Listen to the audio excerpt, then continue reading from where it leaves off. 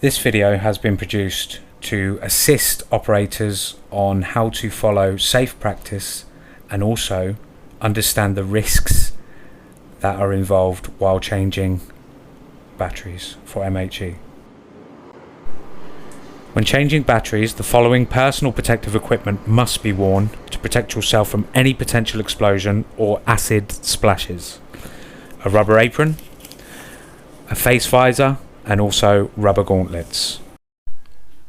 At the start of the shift, it's important that the battery bay operative or person responsible carry out a pre-shift inspection of the battery bay, paying attention to the following.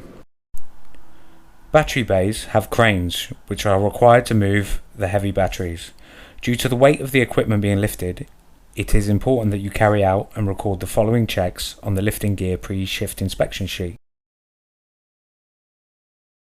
You must make sure there is no visible damage to the lifting gear or structure. Make sure the crane has an in-date lifting gear inspection tag.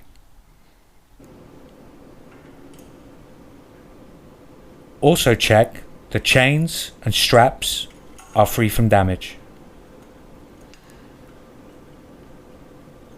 The clips or hooks are present and can all be locked. Any lifting attachments such as a C-frame or chains are also free from damage and display an in-date lifting gear tag. The pendant controls the crane in all directions without jumping or jolting movements. Once the checks on the cranes have been carried out, we must then focus our attention on the batteries and the charging equipment. The batteries must be checked thoroughly for no damage to the wires, making sure the wires are connected properly. There's no exposed copper or any metal showing through the wires. We're checking the top or the face of the battery, making sure there's no residue coming from the terminals. Also checking the plugs, making sure the plugs are connected, making sure there's no damage. Okay, so we're changing a reach truck battery in the AC battery bay. We're making sure that we place rubber mats covering the battery, making sure that the hooks don't come into contact with the terminals. Now we're connecting the reach truck's battery at all 4 points, and we're making sure the hooks are locked in. Now we're going to raise the battery off the bed of the reach truck until it's free, and then we're going to stand aside and move the battery out into the battery bay. Now the battery bay in AC is quite narrow, so to maneuver the battery to the bay where it needs to be put on charge, we need to have the battery raised off the ground.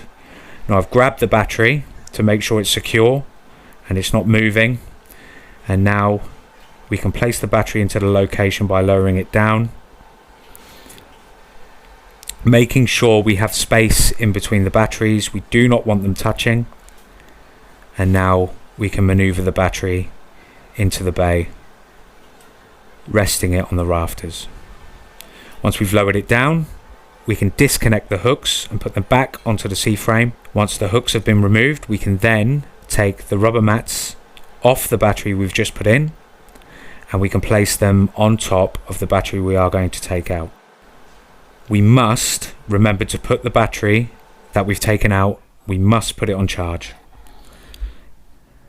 Now we can maneuver the C-frame over the battery we're ready to take out, making sure the rubber mats are on top and lowering the hooks to connect them to the battery. Now we're going to raise the battery off the rafters, and again we need to lift the battery up to make sure we clear the batteries underneath, and we can position the battery in the middle of the aisle and guide it forward to the reach truck. Now we're going to steady the battery and try to get it in line with the tray of the reach truck. Now whenever you're placing the battery, whatever truck you're changing the battery for, it can be quite tight, so make sure we're moving the battery nice and steady We're not lowering it too fast, and we're not having it swing around. Nice and steady until it sits in place. Once the battery is in position, we can then disconnect the hooks, attach them back to the C-frame, and then connect the battery to the reach truck or MHE that you're changing the battery for.